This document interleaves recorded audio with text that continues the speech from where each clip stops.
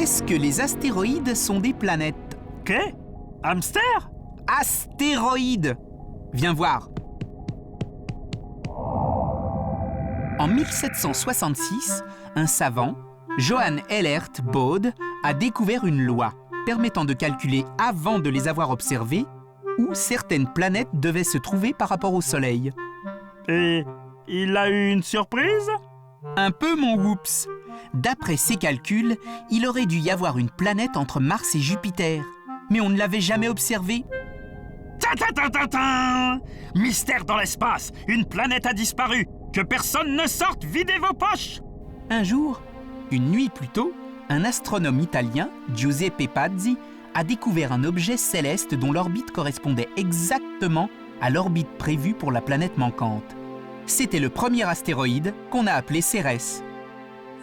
Et puis, petit à petit, on a découvert d'autres objets qui tournaient sur la même orbite. Plusieurs milliers aujourd'hui. Au lieu d'une planète, on a trouvé des milliers de morceaux. Un jeu de construction, mais c'est les morceaux d'une planète qui a explosé? Au contraire, ce sont les morceaux d'une planète qui ne s'est pas formée. Pardon? Les planètes sont faites de plein de petits morceaux qui se sont mis ensemble, et puis qui se sont tassés. Mais la ceinture d'astéroïdes serait une planète qui n'a pas réussi à se former comme les autres. On pense que c'est la puissante attraction de l'énorme Jupiter qui l'en a empêché. Et voilà! Au lieu d'avoir une boule de hamster, on a une ceinture de hamster! Finalement, les astéroïdes sont des toutes petites planètes!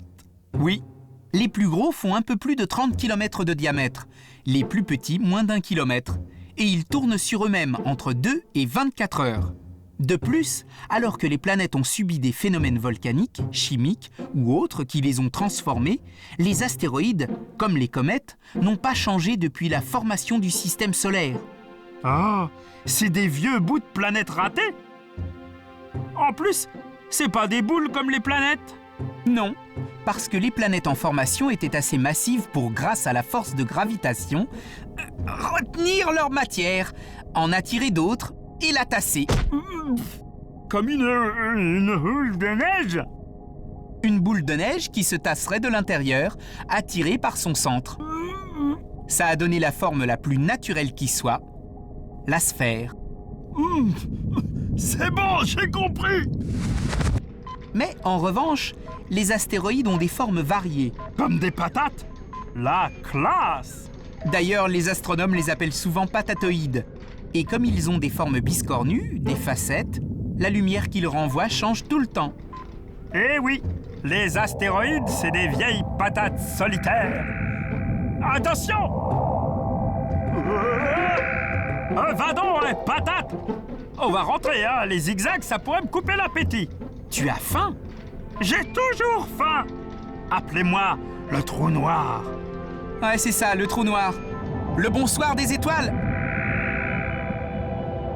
Est-ce que les astéroïdes sont des planètes? Non, ce sont de petits morceaux de planètes avec des formes biscornues comme des patates qui tournent à la queue leu-leu entre Mars et Jupiter. Il y en a plusieurs milliers. En fait, les astéroïdes sont des gros cailloux qui n'ont pas réussi à se rassembler pour former une planète.